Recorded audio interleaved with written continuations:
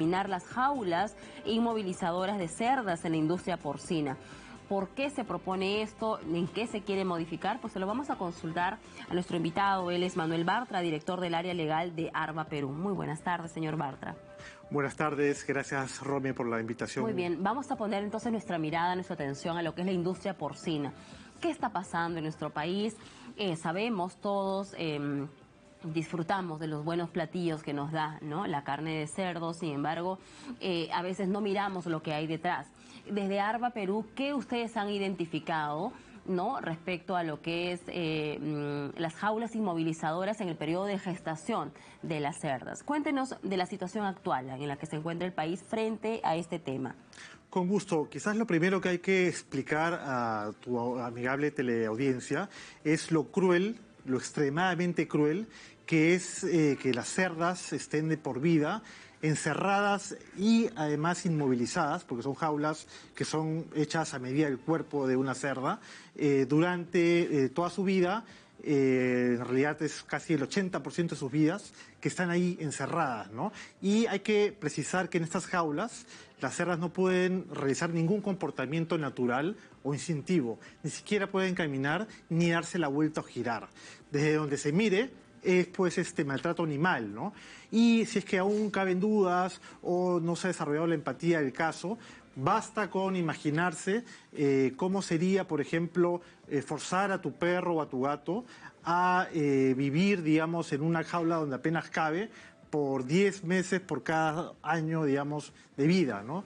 Habría que preguntarse si uno aceptaría eso, claro, si permitiría que el vecino incluso trate así a sus animales. Y unas cerdas sienten tanto como un perro o un gato, ¿no? Entonces, esa es la crueldad, digamos, del caso. Pero eso es lo que nosotros no conocemos, ¿no? Eso es lo que se desconoce, eso es lo que de repente no hemos puesto atención, porque a veces hemos normalizado este tipo de prácticas, ¿no?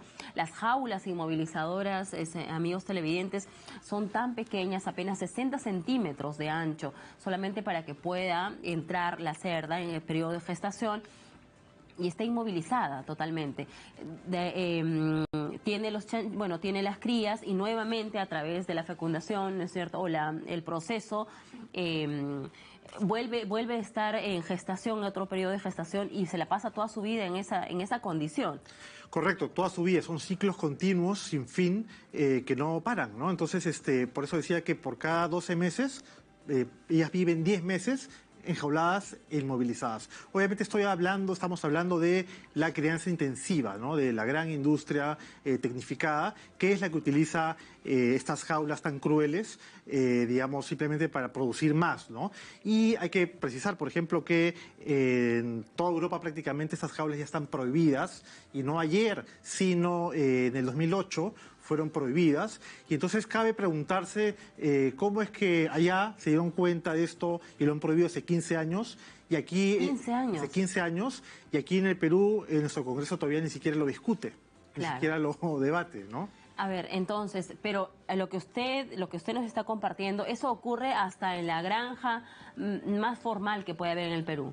Sí, de hecho... O sea, todos tienen ese tipo de práctica, no hay ninguna que sea distinto. Pueden haber, en realidad son las grandes, las tecnificadas, las que pueden costear estas jaulas, tanto gestación como maternidad, las que utilizan esto, ¿no? De hecho, felizmente hay pequeños productores que no utilizan esto, que lo hacen, digamos, de manera mucho más natural, mucho más orgánica, al pastoreo o por último en corrales y, digamos, respetando bienestar animal. Pero el problema son estas jaulas en particular que costean la gran industria, y que es, digamos, la que, como se ve pues en las imágenes, ni siquiera permiten que las cerdas se den la vuelta o que giren, ¿no? Nada. O sea, lo que se está pidiendo simplemente es un aspecto básico mínimo de bienestar animal, ¿no? Y el Perú ya tiene una ley de bienestar animal desde el 2016. Entonces, este proyecto de ley que ahí estamos viendo las imágenes de cómo es, ¿no? Así es. Y también sabe que, señor Bartra, cuando uno busca en el YouTube, por ejemplo, incluso estos estándares de medición se han normalizado, no solamente en el Perú, en toda Sudamérica, Latinoamérica, de cómo te enseñan cómo acondicionar una jaula para las cerdas en el periodo de gestación. Entonces, como si fuera algo normal. Y uno dice, pero 60 centímetros de ancho. Dice, sí, ahí te enseñan cómo hacer las jaulas de apenas 60 centímetros de ancho, 1 de altura, para que la pobre cerda pueda estar en ese espacio y pasa el tiempo que le toca pues el periodo gestacional, ¿no? Hasta que paran y finalmente nuevamente se repite este proceso. Y es que justamente no para, porque ni bien concluye un proceso, inmediatamente es inseminada o ¿no? Montada para nuevamente repetir el proceso hasta que su cuerpo aguante hasta el final de su vida. Una cerda podría vivir como un perro 15 años, pero en la gran industria solamente viven 3 por este ritmo tan acelerado. Y de hecho hay algo importante, es que dejando de lado el tema del bienestar animal, que importa por supuesto, hay un tema aquí de salud pública de, digamos, los peruanos y peruanas que comen, que se alimentan de esta carne sin saber cómo está siendo producida, ¿no?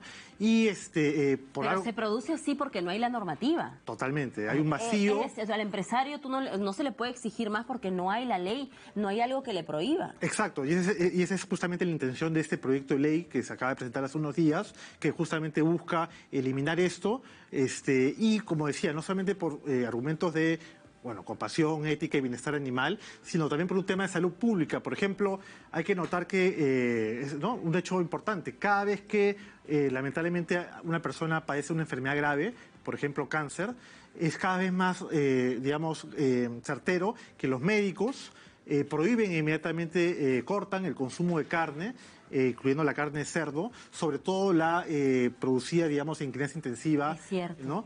Es cierto, y muchos de repente no dejarán, ¿no?, de respaldar eso porque le dicen ya no puedes comer en adelante carne de cerdo, no puedes comer tal cosa, y es porque precisamente ellos sí saben qué hay detrás. Por supuesto, y es que... Todo el estrés por el que pasan los animales para poder llegar finalmente, para que sean beneficiados, ¿no? Entonces, sí, pues hay toda una problemática porque uno diría, bueno, pero es parte del sistema, sin embargo, esto no debe ser así porque ya hay buenas prácticas y que ya se aplican en otros países. Exacto, Romy. De hecho, no es casualidad, pues digo, ¿no?, que se prohíba a las personas el consumo de esto, porque en realidad cabe preguntarse, pues, ¿cuán saludable puede ser consumir carne de animales tan estresados que durante años acumulan tanto sufrimiento y, por cierto, tantas hormonas y antibióticos como, digamos, la gran industria les inyecta o les suministra para que justamente puedan vivir, o sobrevivir, mejor dicho, estos 3 crueles años, digamos, ¿no? Sí, qué interesante porque a veces nosotros solamente nos hemos limitado a recibir la comida ya servida, ¿no? En el chicharrón, en todas las modalidades de preparación que se puede usar la carne de cerdo, sin embargo no sabemos qué hay detrás. Y lo que hay detrás es mucho maltrato, mucha tortura, mucho estrés para el animal. Por eso se está trabajando en este proyecto. Cuéntenos, ¿quiénes han formado parte de esta iniciativa y a dónde se encuentra ya este proyecto o esta propuesta? Sí, hay que apreciar que este proyecto de ley no es solo de un congresista o de una bancada en particular, sino que es un esfuerzo conjunto, digamos, de varios congresistas que han presentado este proyecto de ley y que hay que puntualizarlo, no pretende imponer, digamos, una vigencia inmediata, sino que justamente otorga un plazo de hasta 5 años para que obviamente los productores puedan adecuarse, adaptarse, ¿no? De forma razonable y progresiva, y en ese sentido tampoco sea, digamos, algo que impone consecuencias de la noche a la mañana, ¿no? Ahora, también una cuestión importante es que después de la pandemia que hemos sufrido y después de estos brotes de gripe, tanto la gripe aviar, que ya llegó a Chile, o también la porcina, deberíamos, pues, las autoridades deberían asimilar más que nunca que la salud pública y la salud de los animales no son compartimentos independientes, aislados. Hay parte de una sola salud, ¿no? Correcto, ¿no? Y es que eso, ¿no? Necesitamos comprender que lo que le hagamos de alguna manera, como criemos esos animales que después llegan al cuerpo, ¿no? A la mesa de uno, obviamente pues tiene un impacto, son variables de un mismo ecosistema, ¿no? Muy bien. ¿Desde el SENASA tiene algún tipo de participación? ¿Hay algún tipo de coordinación, en todo caso, frente a este proyecto de ley? Sí, bueno, la Comisión Agraria, que actualmente tiene este proyecto de ley, deberá pedir opinión técnica a distintos actores, entre ellos, obviamente, a SENASA, y esperamos que SENASA esté a la altura, digamos, del caso y, digamos, analice bien si es que ya es o no la oportunidad, digamos, quizás única, histórica, porque este proyecto no tiene un antecedente, es primera vez, digamos, que se presenta en el Perú, de regular mejor lo que es esta industria de alimentos, finalmente, ¿no? cuidando no solamente el interés de pronto de el gran industrial, sino también velando por la salud de los peruanos y las peruanas y de las familias, ¿no? Muy bien, entonces, si bien es cierto, usted dice que SENASA se le puede pedir opinión, pero actualmente, ¿cuál es el trabajo, hasta dónde puede llegar SENASA en un trabajo de fiscalización, de verificación a todo este proceso, a esta cadena alimenticia en lo que es la producción de carne de cerdo? Ellos sin duda tienen la competencia, pero claro, por un lado parecería que no tienen ni la capacidad y a veces ni siquiera la voluntad para enfrentar de pronto a, bueno, pues la poderosa industria porcina que, digamos, tiene estos métodos pues tan, crueles de producir la carne y sus derivados que lleva pues a embutidos, ¿no? embutidos, jamón, chicharrones, todo lo que la familia peruana consume sin saber, ¿no? Ignorando realmente qué es lo que está detrás de ese plato, todo el sufrimiento acumulado que está, digamos, ingiriendo al cuerpo, las toxinas y todo el tema que ya mencioné de salud pública, ¿no? Sí, solamente para hacer hincapié eso, porque nosotros tenemos finalmente que tomar decisiones, nosotros somos los compradores al final, ¿no? Entonces, todas las enfermedades al final nacen, las enfermedades zoonóticas, dicen, nacen del animal. Ya tenemos la gripe aviar, la gripe porcina. Cuéntenos de esto, de lo peligroso que es seguir en esta cadena de producción bajo tortura, bajo crueldad a los animales. Sí, tal cual, Romy, por eso entidades globales como la Organización Mundial de la Salud promueven como una estrategia preventiva para justamente evitar la proliferación de enfermedades zoonóticas, este concepto de una sola salud, ¿no? Que implica pues justamente considerar a la salud de los animales como algo, como digamos el otro lado de la moneda de la salud humana, ¿no? Entonces sí o sí se están incorporando estándares de bienestar animal que aseguran pues que justamente toda la producción sea sana, respetuosa, ¿no? Y sin riesgos de estas enfermedades, sin tanto antibiótico y hormonas que bueno pues que se le inyectan a estos animales para que puedan sobrevivir condiciones tan duras, ¿no? Si prospera este proyecto de ley que se eliminen las jaulas inmovilizadoras para las cerdas en periodo gestacional, ¿cómo debería ser? ¿Más abierto?